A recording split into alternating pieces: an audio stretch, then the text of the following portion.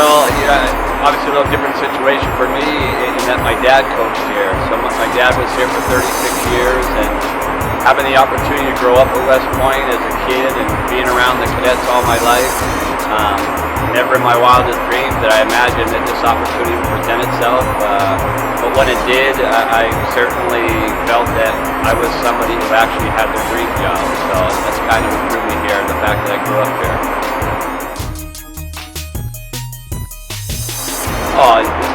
The opportunity to coach at West Point, to me, is the most rewarding and humbling experience as far as coaching goes in all the country. I think knowing as a coach here at West Point that you have the opportunity to make an impact and somehow, in some way, help develop these young men to be future leaders of our country, like I said, to me, it makes this the best job in all of college sports.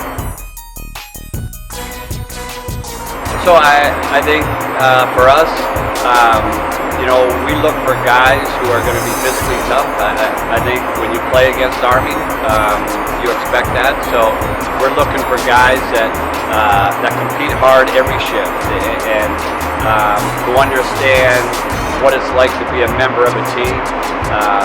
So for us to go out and try to find young men that will kind of fit that role, but also what we need to look for is young men that are going to be great cadets as well. So that's kind of what we look for. Looking back, we've had some great wins, but to be quite honest, my proudest moment was an email that I got from Derek Hines on August 28, 2005. Where in that email, he told me that some of the best leadership experiences that helped him develop to be a leader was the result of being an Army hockey player and, watching me as his coach. And then 2 days later, Derek was killed in action in Afghanistan. And so to me, like I said, to have had the opportunity to help shape and develop a young man who was just an unbelievable person, but who was a great leader, that email will be my biggest highlight. So probably my biggest mentor was my dad.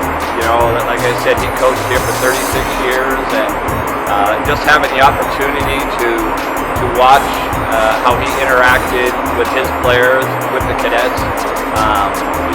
I think I learned a great deal from him, and most importantly learned that you have to treat your players as people first and not as hockey players. And I think by doing that, then your players will do anything that you ask them. So definitely my dad was my biggest mentor.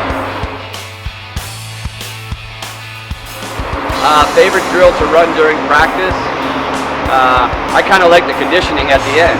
I don't think the players would like that, but maybe that's a little bit of the old school.